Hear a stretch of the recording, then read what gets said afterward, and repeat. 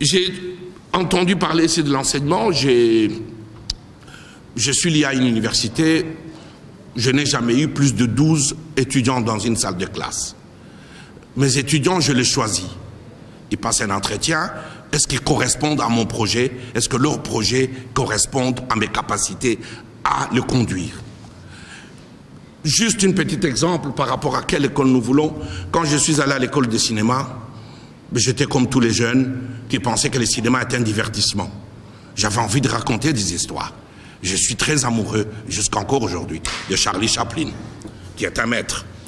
Et quand je suis arrivé à mon entretien, vous savez, les écoles d'art, c'est des grandes écoles, c'est des écoles à concours, on m'a dit, quel est votre projet?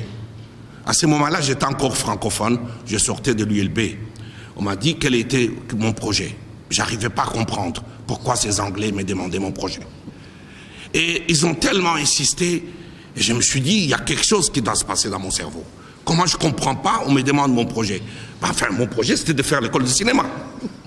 On m'a dit, mais vous allez faire l'école de cinéma, pourquoi faire? Et tout d'un coup, j'ai senti comme un sentiment d'effondrement.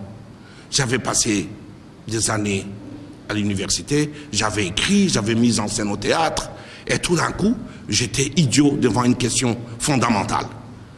On m'a dit, mais faire étudier, ce n'est pas un projet. Qu'allez-vous faire de ce que nous allons vous enseigner? Qu'allez-vous faire de ce que nous allons vous donner? Et c'est là, je reviens à ce que je disais ici, j'ai dit, je voudrais raconter l'histoire de mon pays. Je voudrais raconter l'histoire des hommes et des femmes qui ont fait mon pays. Et on m'a dit, ça c'est un projet et on pourrait vous accompagner, vous donner les savoirs nécessaires. Mais on vous donne les savoirs pour que vous les donnez à votre tour. Pour que vous le partagez à votre tour. Et je pense qu'il y a dans cette idée du savoir une générosité. Une générosité que nous devons reconquérir.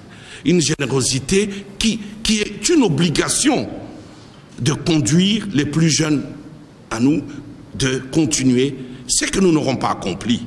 Le rôle du cinéma, vous savez, le cinéma, ce n'est pas un divertissement. Le cinéma, c'est un art politique. C'est un art de représentation de l'autre. Ce que fait Hollywood, enfin j'y ai travaillé, ce que fait Hollywood, c'est la production de l'imaginaire américain. L'Amérique n'a jamais gagné une guerre, mais l'Amérique a gagné toutes les guerres au cinéma. On a l'habitude de dire dans la sociologie de l'image que nous, Africains, nous sommes colonisés par l'image des autres.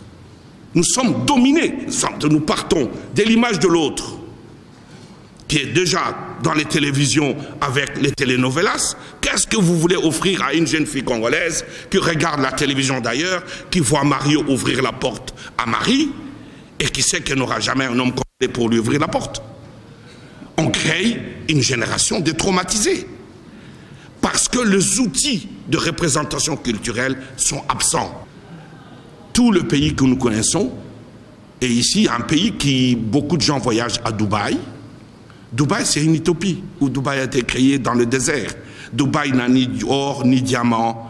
Dubaï n'a pas de gaz. Dubaï n'a pas de pétrole. J'ai l'habitude d'y aller parce qu'ils ont un très grand festival de films. Mais Dubaï est construit sur une utopie supérieure. Quelle serait ainsi notre utopie supérieure?